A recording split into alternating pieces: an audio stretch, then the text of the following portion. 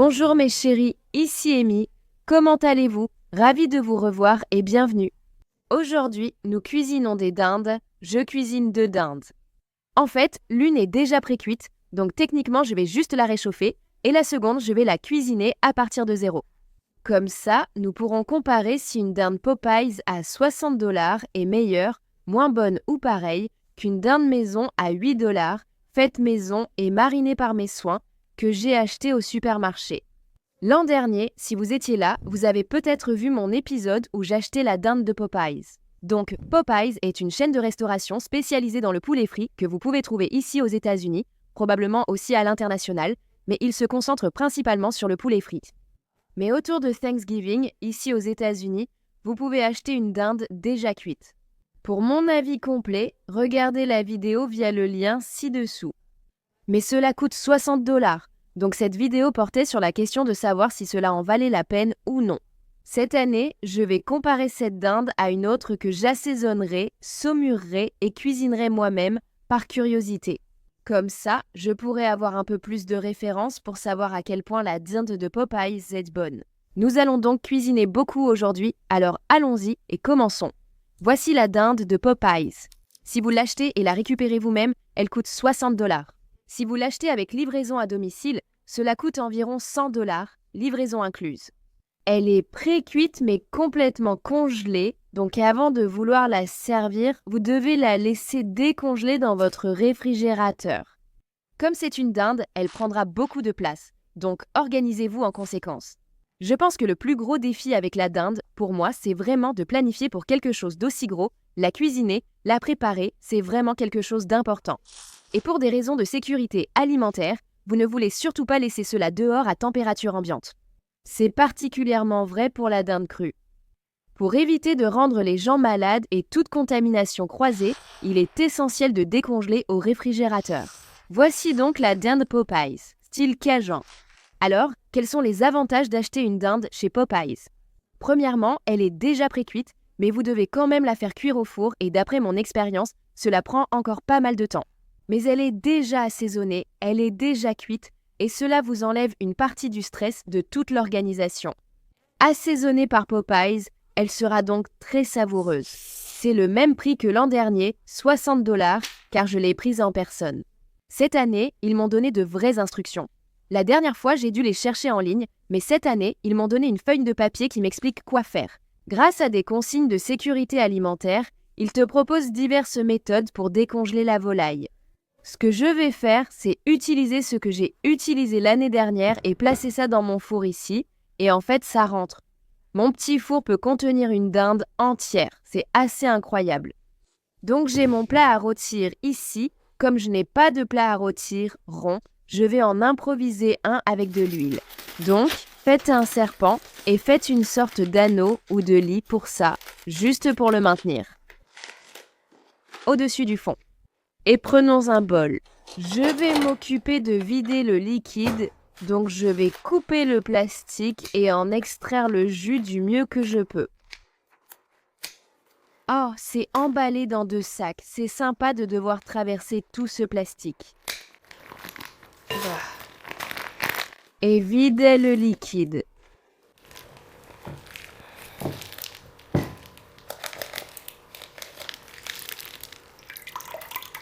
Quand on doit gérer des choses encombrantes comme ça, une paire de mains supplémentaire est souvent utile. Maintenant, je vais le transférer dans notre récipient, poitrine vers le haut.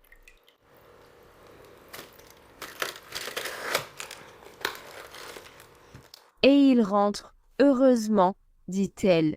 Pour remettre les jus dans ce champ, le plat. Je vais en réserver un peu parce que la dernière fois, c'était assez plein, donc je vais en mettre la plupart. Il reste encore beaucoup de jus dans la volaille aussi, et je vais jeter un œil pendant que ça cuit. S'il en faut plus, j'ajouterai.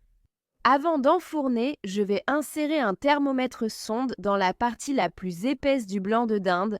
Je vais l'introduire en biais, comme ceci. Essayez de ne pas toucher d'os, cela fausserait la mesure.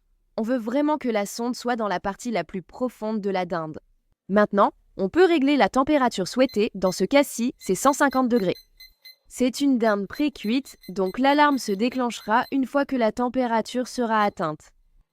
Voici mon thermomètre à sonde préféré de Thermoworks, le DOT, très simple à utiliser. Il y a juste ces deux boutons, un pour augmenter, un pour diminuer, et puis un bouton d'alimentation. Donc, on règle ce bouton pour que l'alarme se déclenche à 150. Donc, je viens de le régler à ça. Ensuite, je branche cette sonde et maintenant, on peut couvrir. Et cette sonde peut aller dans le four. Cette partie reste à l'extérieur.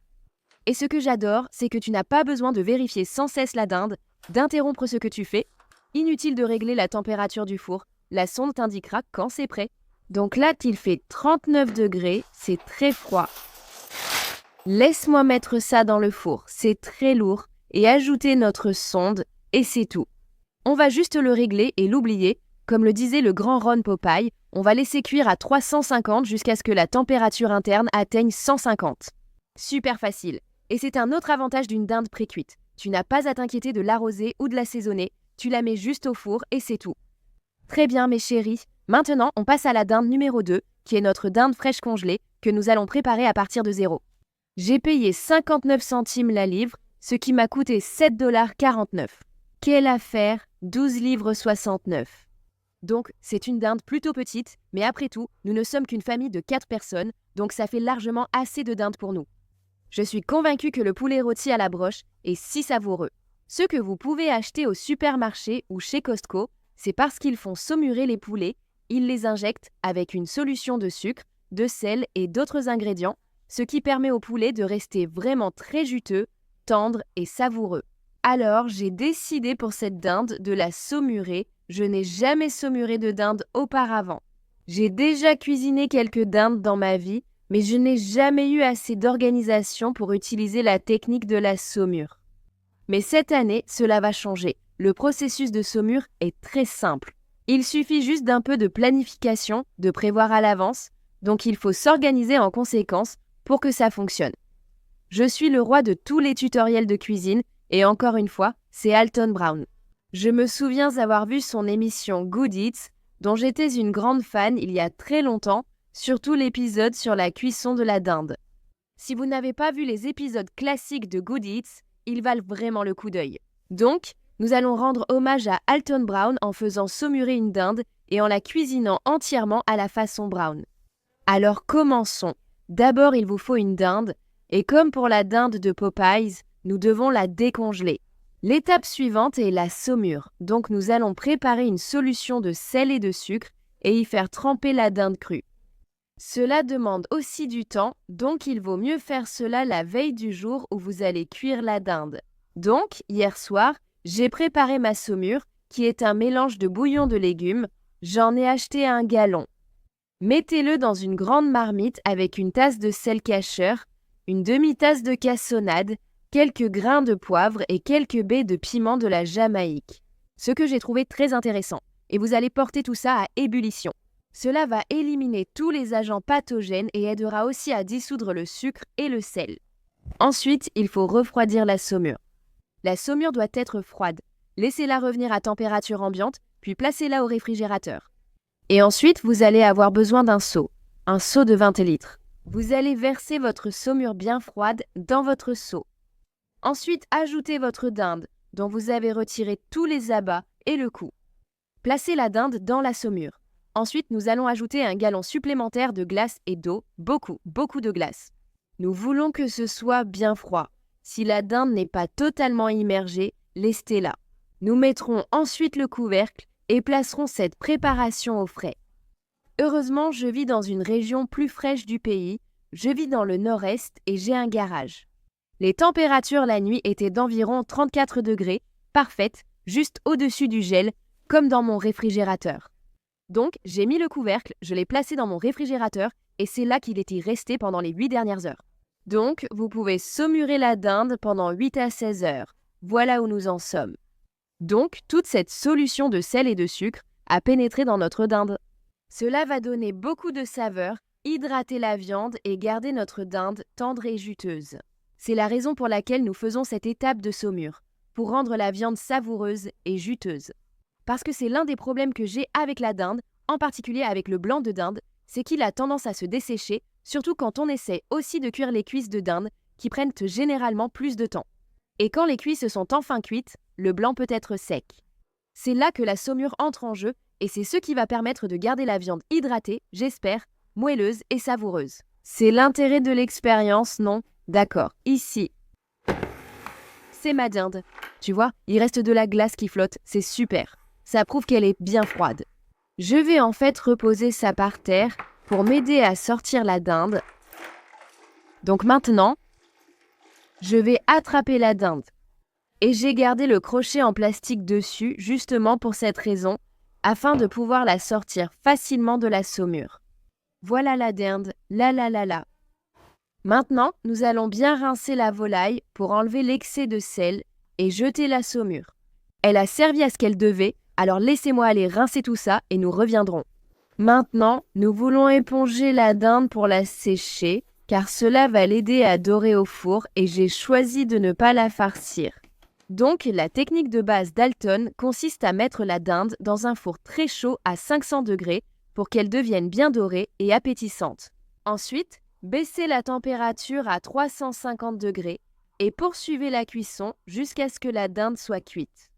Donc, la première chose que nous allons faire, c'est d'enduire généreusement la peau de la dinde d'huile. Cela va aider à la rendre bien dorée, brune et délicieuse. Maintenant, j'ai un morceau de papier aluminium ici et ce que nous allons faire avant de mettre la dinde au four, c'est de le plier en triangle. Donc, j'ai un morceau de papier aluminium épais ici et je veux qu'il recouvre la poitrine de la dinde. Je vais mettre un peu d'huile sur le papier aluminium, répartissez l'huile. Sur la feuille de papier aluminium pour qu'elle ne colle pas. On ne veut pas que ça arrache accidentellement la peau de notre dinde. Alors huilez là. Et maintenant, on va presser ça sur la dinde. Pour que ça épouse bien la forme. On fait un petit chapeau en quelque sorte, non? Ou, comme Alton l'appelle, un bouclier, et c'est exactement ce que c'est un bouclier thermique. D'accord, on l'a comme ça. Maintenant, on va l'enlever. Comme ça, d'accord? Comme ça. Mets ça de côté. Et maintenant, on va mettre ça dans un four préchauffé à 500 degrés Fahrenheit, brûlant de chaleur. Fais-le cuire pendant 30 minutes pour que la peau devienne bien dorée et que le gras fonde un peu. Ensuite, on va baisser la température, insérer notre thermomètre à sonde, exactement comme on l'a fait avec notre première dinde. Réglez cette température à 61 degrés Celsius. Mettez notre protection qu'on a préparée à l'avance. Réduisez la température à 178 degrés Celsius, puis continuez la cuisson jusqu'à ce que notre alarme se déclenche, jusqu'à ce qu'elle indique que nous sommes à 61 degrés Celsius. À ce moment-là, on le sort du four. Cela devrait prendre environ 2 heures, selon la taille de votre volaille. Je vais donc mettre ceci dans le four brûlant qui a été préchauffé et je reviendrai dans quelques heures. Une fois les dindes prêtes et refroidies au moins 15 minutes, nous les découperons et ferons un test de dégustation côte à côte. Très bien, hâte de voir les résultats. À tout à l'heure, mes chéris, je suis de retour. Cela fait plusieurs heures que je vous ai laissé avec mes dindes dans le four et nous avons maintenant les 2 dindes cuites. Nous avons la dinde Popeyes et la faite maison. Étonnamment, la Popeyes a pris plus de temps. J'aurais dû peser ma dinde à l'avance, mais maintenant que je les ai côte à côte, la Popeyes est clairement plus grosse. Et si je la soulève, elle leste. Je ne sais pas, plus lourd. Elle paraît plus lourde, donc elle a pris plus de temps, même si la Popeyes était déjà pré-cuite. J'ai commencé à la cuire dans mon petit four et quand cette dinde était prête, je l'ai déplacée dans le grand four et elle a quand même mis beaucoup de temps à bien chauffer. Donc, sur l'emballage, il est écrit 1h30, mais ça a pris presque 2h30. Et ensuite, on lui donne une demi-heure supplémentaire pour qu'elle dore. On enlève le papier aluminium, donc au total 3 heures. Donc on ne gagne pas vraiment de temps. Franchement, si tu cuisais une dinde congelée et décongelée, ça prendrait à peu près le même temps. Maintenant, cette dinde est relativement petite. Elle faisait presque 6 kilos. Et regarde, elle est sortie magnifiquement brillante, luisante, superbe. Celle de Popeyes, par contre, n'est pas aussi dorée. J'aurais probablement pu la laisser plus longtemps. Elle a cuit une demi-heure à 180 degrés et je pense qu'elle aurait pu rester plus longtemps.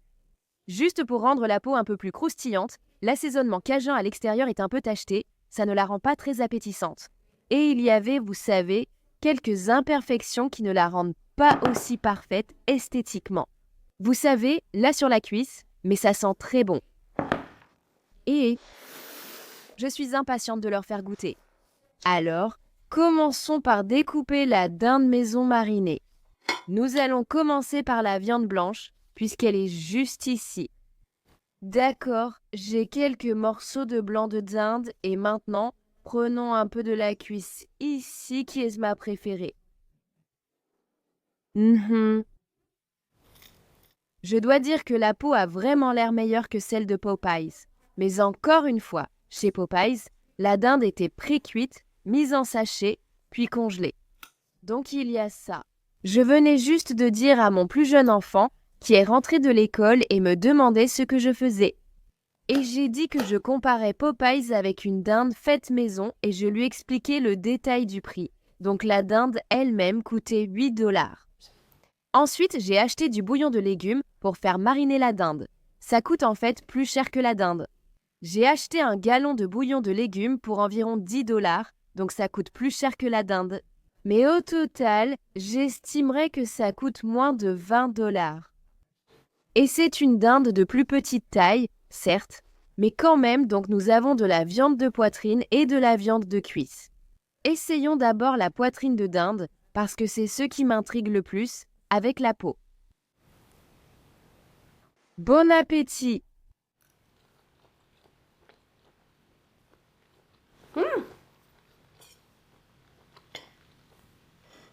C'est encore un peu sec.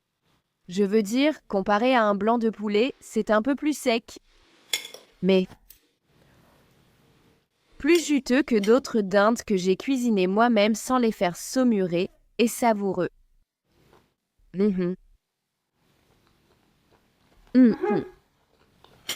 Super savoureux, si je compare ça à un poulet ou à un poulet rôti. Le blanc est non seulement plus sec, mais aussi plus ferme et légèrement filandreux.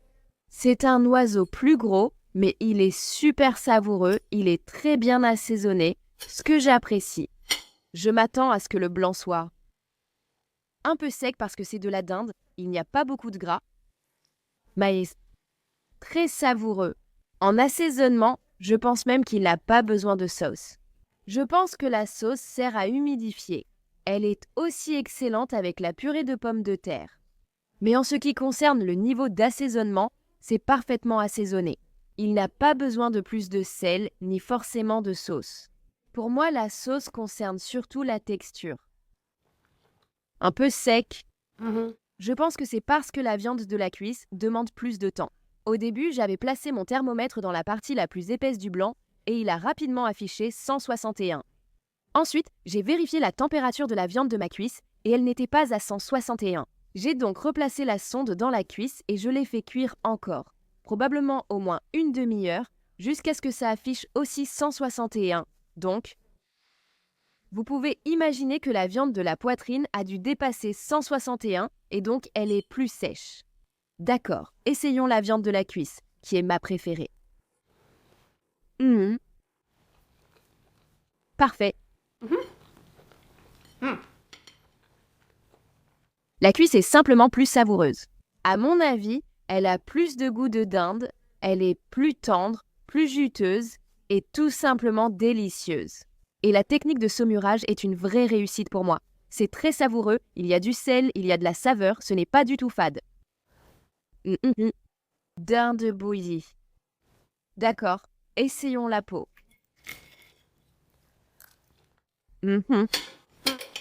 Très savoureux, avec un goût rôti, saveur de volaille. Juste, par excellence, action de grâce. Délicieux. Essayons maintenant Popeyes. On commence encore par le blanc de poulet. Et encore une fois, il semble que ce soit un peu sec, mais c'est de la dinde. Vous voyez ce que je veux dire. Et prenons aussi un peu de viande de cuisse. La dinde a l'air très tendre. Au moins, la viande de cuisse semble très tendre. Elle se détache presque de l'os. Égouttons-y. D'accord, on va commencer par la viande de poitrine. La poitrine a l'air un peu sèche, non? Itadakimasu.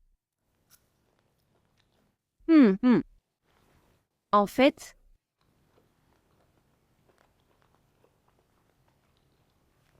c'est plus sec que celui fait maison, mais il est aussi très très savoureux, bien assaisonné. Le sel est présent, mais je ne perçois pas du tout l'épice cajun.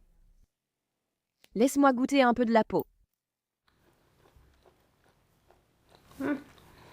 Sur la peau, je ressens un léger picotement. Il y a peut-être un petit coup de cayenne, mais rien qui, à mon avis, le distinguerait comme étant cajun. C'est juste bien assaisonné, c'est agréable et salé. Essayons maintenant la viande brune. Donc c'est bien cuit, super tendre. Essayons ça.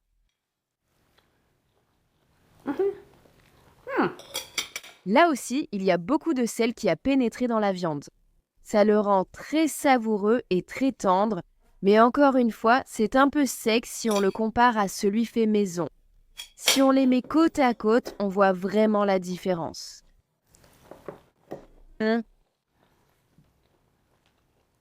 Celui fait maison, fraîchement cuisiné, est plus juteux et plus fondant. Il a une texture vraiment agréable en bouche et il est moelleux. Tandis que celui déjà cuit est très tendre et se détache facilement de l'os. Mais il est un peu plus sec et La viande de la cuisse est, selon moi, plus savoureuse et a une meilleure saveur de dinde faite maison. Celui de Popeyes, oui, celui de Popeyes a un goût un peu industriel. Canteen. Au niveau du goût. Ce n'est pas forcément négatif, mais il semble qu'on accorde moins d'attention à la préparation pendant la cuisson. C'est une dinde savoureuse, c'est sûr, mais je préfère celle que nous avons préparée nous-mêmes à la maison. La dinde a simplement un goût plus prononcé. Comme je l'ai dit dans ma dernière vidéo, c'est assez similaire à un poulet rôti. Très très tendre, la viande se détache presque de l'os et c'est très bien assaisonné en sel, mais il n'y a pas beaucoup de goût de piment de Cayenne, pas beaucoup. Mais donc, oui, ce que j'apprends, c'est que vous pouvez économiser beaucoup d'argent en achetant un poulet congelé et en le préparant vous-même. Oui, il faudra prévoir à l'avance et s'organiser en conséquence, mais je pense qu'après l'avoir fait, ça en vaut vraiment la peine. La dinde Popeyes, qu'obtient-on pour 60 $? Vous avez la commodité de ne pas avoir à gérer la saumure, vous n'avez pas à manipuler de la volaille crue, mais le temps de cuisson est très similaire en termes de durée.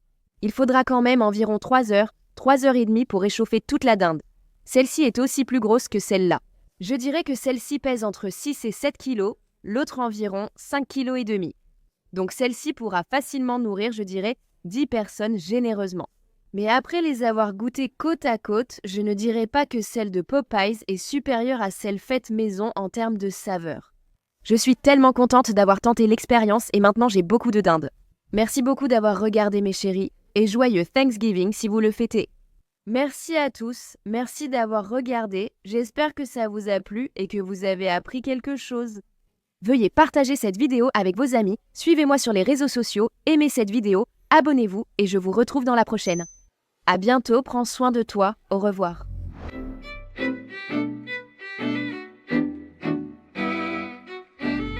Oh là là, on va manger de la tourte à la dinde pendant des jours.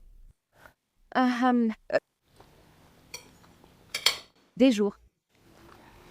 Peut-être qu'on devrait être plus créative, peut-être qu'on pourrait faire du chili, je ne sais pas.